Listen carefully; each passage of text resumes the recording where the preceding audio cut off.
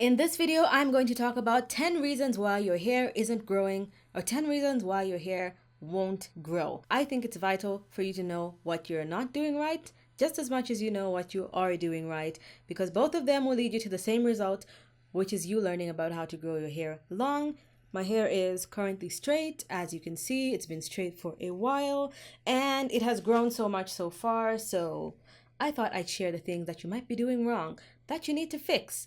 I'll also tell you how to fix them. If you don't know me, my name is Angelica. I post videos twice a week, every single week on Wednesdays and Sundays, all about growing long, healthy hair. So if that seems interesting to you, consider subscribing. The subscription button is right down there, as well as the bell icon. Make sure you hit the bell so you get notifications every single time I post. Let's get to the first one. It's that you color, bleach, or chemically process your hair way too often. Now, this is not an attack on someone who prefers to only have their hair either chemically processed or bleached. There are so many natural blondes, and I don't mean born natural blonde, which some of those are, yes, but I mean there's so many people who have natural hair and they choose to keep it blonde all the time. That is just their thing. They prefer to have blonde hair whether they are growing it or not.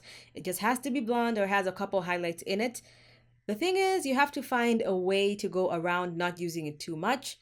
If your hair is as dark as mine, which is not even that dark, if you have black hair especially, you want to do something like a balayage or some kind of treatment that makes it possible for you to not constantly touch up and bleach your hair, because having bleach blonde hair is such a tool. It's such a task. You have to maintain it, because or else you're always going to have that little straight line. Like if you have an inch of hair, you have a straight line there of your black hair, and then you can see the demarcation of where your hair starts blonde.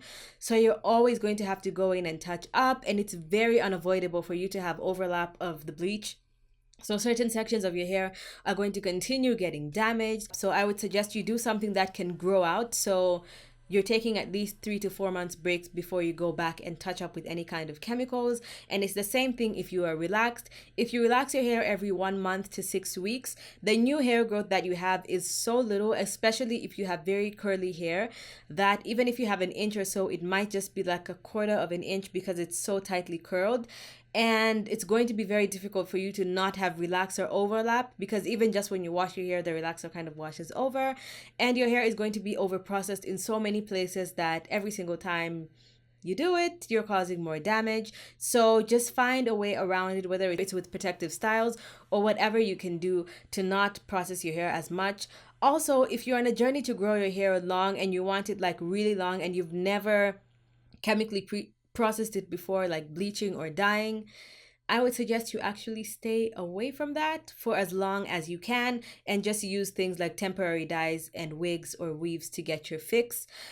I have a feeling that when I get to my goal length, like right above my waist, like right by my waistline, I have a feeling I may want highlights, some kind of blonde highlights or light brown highlights or something, some kind of highlights in my hair. So that means I can never dye my hair a dark color. So always take that into consideration. If you want to dye your hair black or any kind of dark color, that's depositing color onto your hair, and you plan to ever bleach it to go really light in the future, it's going to be very difficult and you'll very likely have damage, because first you're going to have to use a product to strip your hair of all the color. Then you're going to have to use a bleach to actually bleach your hair to make it light enough to dye or whatever. Then you're going to have to go ahead and deposit the color that you want if you need to deposit a color on. So please take that in note. If you do plan to bleach any kind of hair in the future, don't dye it dark. The second one might seem quite self-explanatory, but it's not, because I know a lot of people personally and not who do this all the time, and then they complain about not having long hair. And this is, you cut your hair all the time, okay? This is common sense, but when you do it, a lot of times we are in denial when we do things, like when your hair is looking really bad and you're like, no, it's not that bad, it's fine, like it's fine. Or you're in denial about other things, like just you might be doing something over and over again and then you're just in denial that it's your fault. If you constantly cut your hair, it's your fault. I understand the frustration to a degree where someone's like, I expected my hair to be a certain length by this point and it's been like a year and a half and it's not where I want. I might as well just like bleach it. And then when I'm tired of having it bleached, I'm just going to cut it and I'll start over again. How many starting over agains are you going to do this? Okay.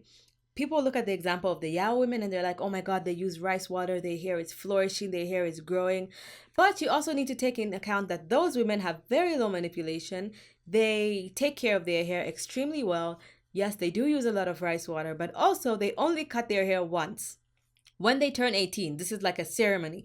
Now, a couple of the modern ones, of course, they cut their hair, they do whatever they want. But those specific Yao women who still live in that village, they only cut their hair once, okay? So those women you're seeing with 6 feet of hair, that hair has been growing like for 25 years. So if you think you're going to have the same length of hair because you just maybe tried out one product and it only grew your hair an inch, and then maybe you weren't taking care of your hair so that inch actually broke off, you're going to be very disappointed, and you're going to keep getting back to the same thing, and you'll be like, I take care of my hair, I do this, but then it just gets damaged, so I have to cut it again. Just stop cutting your hair, okay? Every time you get the itch, just get yourself a nice little short wig that you can cut so you can get your little fix of cutting hair and wear that little nice bob. You know, I don't care about damaging other people's hair or synthetic hair as long as it's not on my head, okay? So if you want long hair, stop cutting it. The third reason why your hair isn't growing is because you have no routine and thus no consistency.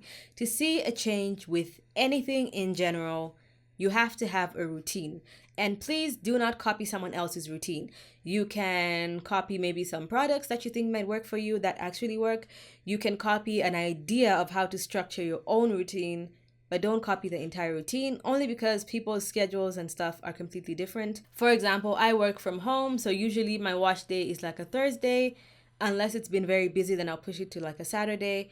Now, if you have a full-time job, there's no reason for you to say, Angelica washes her hair on Thursday and her hair is doing so well, so I'm also going to wash my hair on Thursday, knowing that you have to wake up very early in the morning, go to work, you come back from work, you're going to be extremely tired. You might only have half an hour to spare to do your hair, so you do it and it's just like a quick job anyway.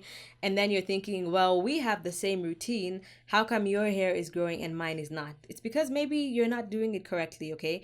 So whatever your wash day is, however you moisturize, however you do scalp massages, make your own routine and it should be on your own schedule. So the fourth tip is you do not trim your hair. There's no way to get rid of split ends. Now there's lots of products that help. One of my favorite hair masks is called a split end repair mask. But that is just temporary repair. It improves the look of your split ends and maybe prevents you from getting more split ends.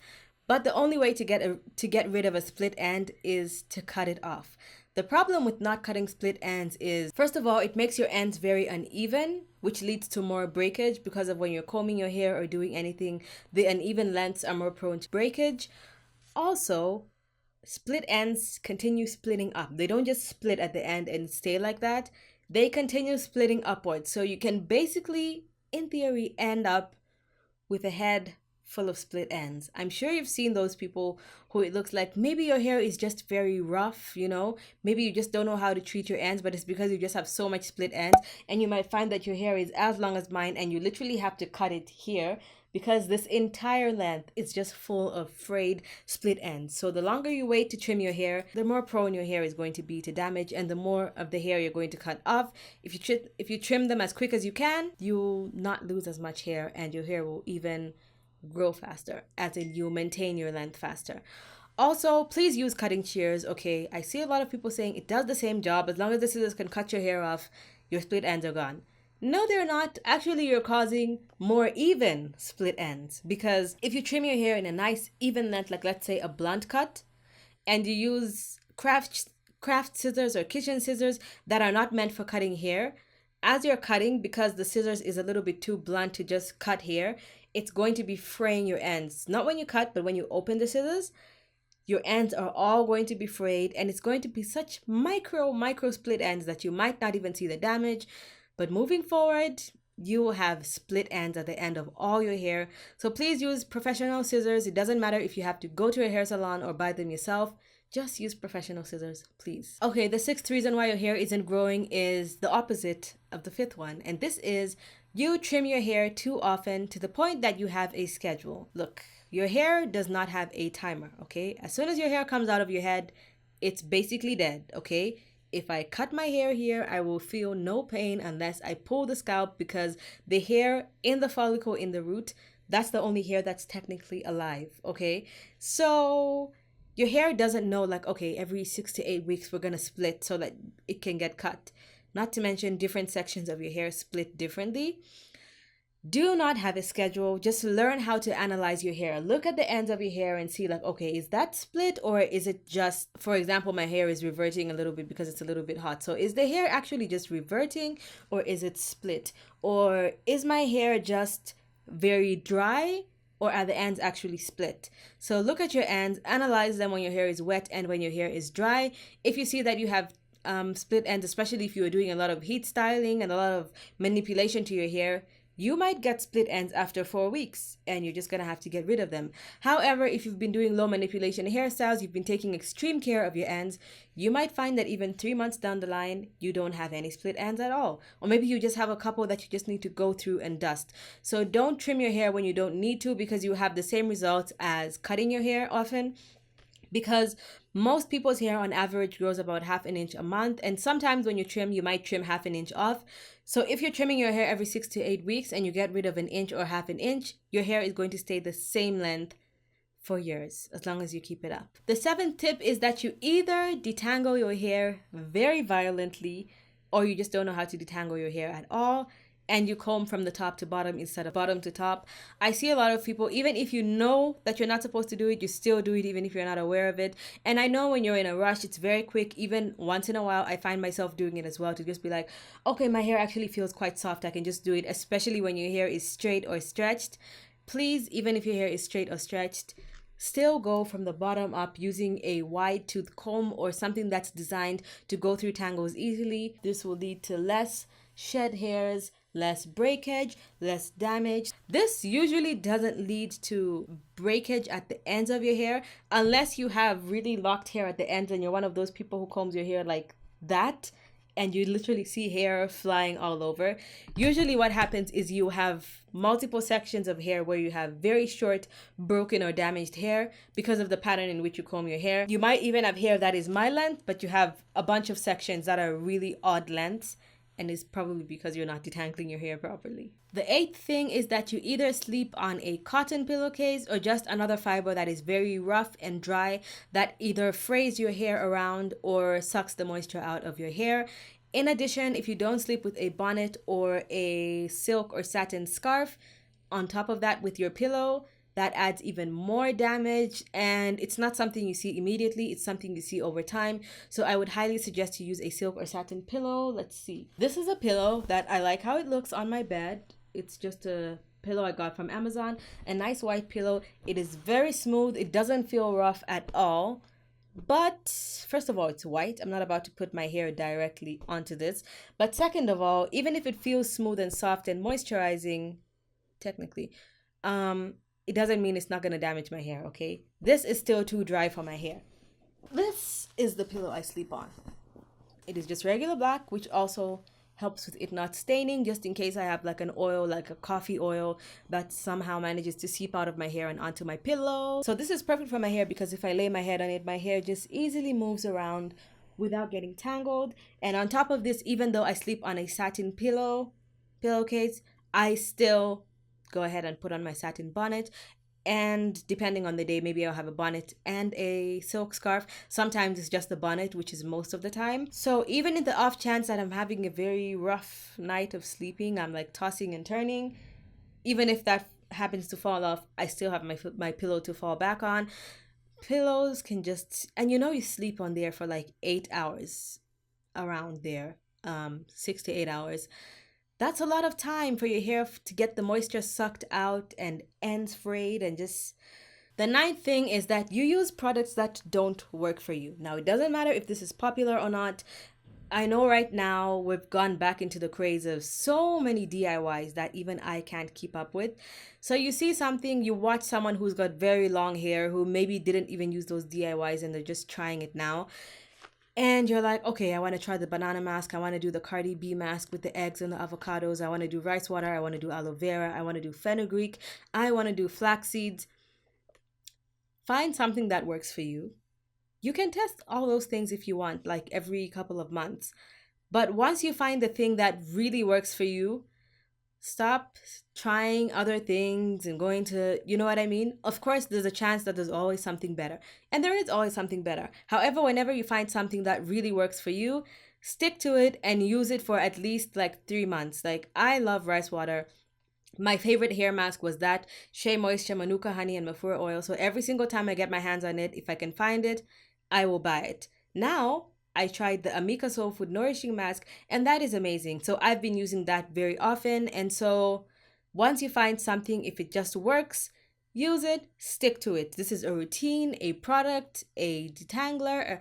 It doesn't matter what it is. Once you find the thing that's really helping your hair and you see a significant change in your hair in a good way, continue using it, stick to it, stop copying what all these other popular YouTubers are using, because just because it works on them doesn't mean it will work on you, and just because something works on you, it doesn't mean it will work on them. The 10th reason why your hair isn't growing is one of the most important ones, and I always say this, and this is diet and exercise. If you do not move your body, not excessively, just get in a little movement, go on a few walks, eat more protein, drink more water. If you're not doing this, your hair is going to suffer, because I always say this, your hair is not a vital organ. Only the excess nutrients and blood, oxygen, whatever goes to your hair. So if you're not getting enough to just take care of your body for your body to be at its ultimate health, your hair is the first thing that's going to be neglected, because even if your hair falls off, you go bald, it'll have no effect on your health, okay? It's not going to make you lose weight. It's not going to make you gain weight. It's not going to make you nothing to do with your health. Your hair is just, it's basically like a decoration, okay? So you have to drink water. If you have a little extra water, that's what's going to go to your hair. If you have a little extra nutrients, that's what's going to go to your hair. If you're under eating in terms of vitamins and minerals and water and all that, your hair is going to suffer. So even if you have the most amazing, expensive products and treatments and tools, and you're doing everything right to your hair, if you're not taking care of yourself internally, it's going to show in your hair, and there will be nothing you can do about that topically. If you want more tips like this, make sure to give this video a big thumbs up. Hit my face right there to subscribe if you didn't in the beginning. Watch the 2 videos on the side of the screen right here if you'd like to see any of my older videos. Thank you so much for watching, and I'll see you guys in my next one. Bye!